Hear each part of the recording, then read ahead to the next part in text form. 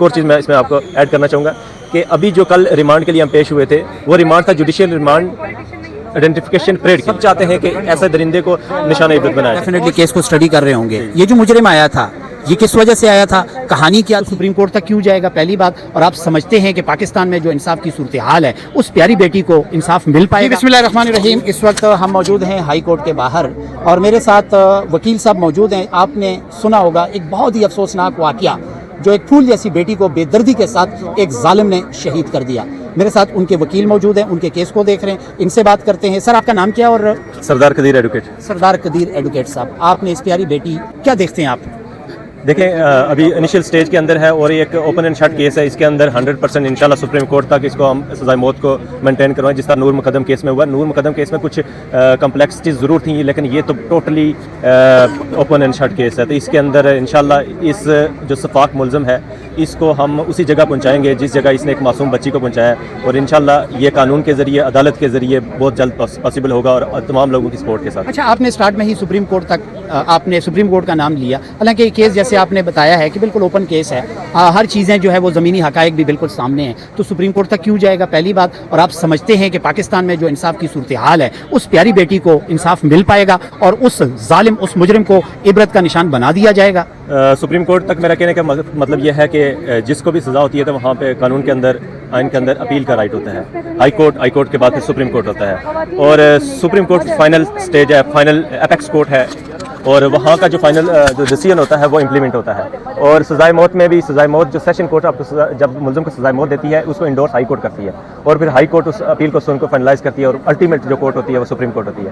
تو وہ چیز ہے. اور جہاں تک انصاف کی بات ہے یہ کیس کیونکہ ایک اوپن اینڈ شٹ کیس ہے, اس میں کوئی اگر کسی قسم کا مداخلت کرنا بھی چاہے یا کوئی کسی کو فیور دینا بھی چاہے کوئی بھی کسی بھی سائڈ سے جوڈیشل سائڈ سے یا کسی بھی طرح سے اثر انداز ہونا بھی چاہے تو اثر انداز نہیں ہو سکتا کیونکہ اس کیس کے جو گواہ ہے وہ پوری دنیا ہے. پاکستان کا بچہ اس پہ ایک قسم کا رو رہا ہے اور ایک چھوٹی بچی 17 سال کی بچی جس کا کوئی قصور نہیں تھا, معصوم بچی تھی, تو جس کو ایک شفاق درندے نے ناحق قتل کیا. اچھا سر, آپ نے سٹارٹ میں ڈیفینیٹلی کیس کو اسٹڈی کر رہے ہوں گے. یہ جو مجرم آیا تھا یہ کس وجہ سے آیا تھا, کہانی کیا تھی, کیا قصہ تھا کہ اس پیاری بیٹی کو وہ شہید کر کے چلا؟ دیکھیں اس وقت ہم لا کے سائڈ سے دیکھ رہے ہیں وہ چیز کیونکہ ان کے والدین اس وقت اس کی تدفین کے لیے اس کے آبائی گاؤں میں چترال میں وہ جیسے ہی آتے ہیں ہم فائنل جو ان کا ورشن ہے وہ کیا اس کے پیچھے ہے, اس کا مطلب کیسے اس نے یہ اسٹیپ کیا یا کیسا کوئی ریلیشن تھا, کیا چکر تھا, وہ ساری چیزیں ہم تبھی بتا سکتے ہیں جب ان کے ساتھ ہم کنسلٹ کریں گے. اور کیونکہ اس وقت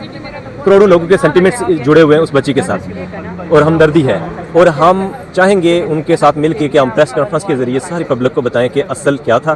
تو وہ اس طرح میں نہیں بتا سکتا کیونکہ ابھی اس چیز کی ڈیپ تک ہم نہیں پہنچے. ایک اور چیز میں اس میں آپ کو ایڈ کرنا چاہوں گا کہ ابھی جو کل ریمانڈ کے لیے ہم پیش ہوئے تھے وہ ریمانڈ تھا جوڈیشل ریمانڈ آئیڈینٹیفیکیشن پریڈ کے لیے, شناخت پریڈ کے لیے, کیونکہ وہاں پہ جو وقوع کی جگہ تھی, جو گھر تھا, وہاں پہ ثنا یوسف کی والدہ بھی تھیں اور ان کی ایک آنٹی بھی تھی وہاں پہ.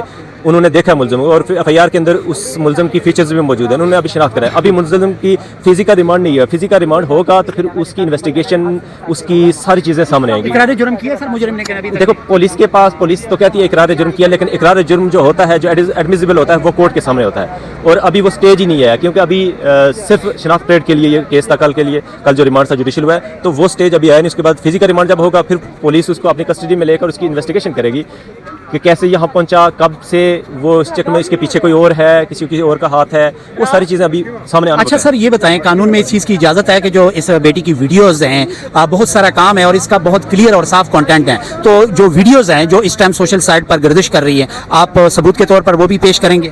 دیکھیں ثبوت کے طور پر وہ تو ایک اوپن چیز ہے, اس کو کورٹ, لیکن وہ اگر ضرورت ہوئی تو ہم کریں گے کیونکہ جب چلان کمپلیٹ ہوگا یا چلان کے دوران ایویڈنس کلیکٹ ہوگی تو اگر یہ ریکوائر ہوتی ہے انویسٹیگیشن کو, پولیس کو, آئی او کو, تو وہ اس کو بھی ساتھ کر سکتے ہیں. وہ ہم پولیس کے ساتھ تعاون کریں گے, جہاں جو چیز ہوگی ہم ان کو بالکل کریں گے. لیکن یہ ریلیونٹ یہ اس کا ایک پرسنل لائف تھی اور بڑی خوبصورت لائف تھی, بڑی خوبصورت تھی, پوری دنیا کو ہنستا مسکراتا چہرہ تھا. بچی 17 سال کی بچی کا اندازہ لگائیں اس کو میچور کتنی تھی, بہت بہترین ویل انٹرٹینر تھی.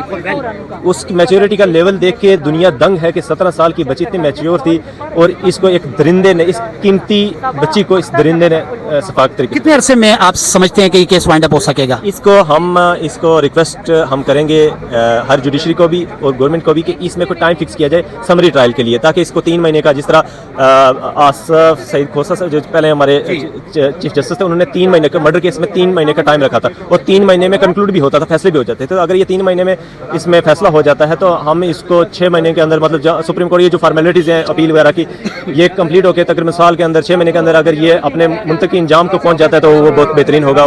और ये इंसाफ सिर्फ उस बच्ची या उसकी बच्ची के वालिदैन के साथ नहीं, इस पूरी कौम के साथ, सारी कौम के सेंटीमेंट्स, हमदर्दियाँ उस बच्ची के साथ जुड़ी हैं। सब चाहते हैं कि ऐसे दरिंदे को निशाना इबरत बनाया जाए। बहुत शुक्रिया सर, थैंक यू।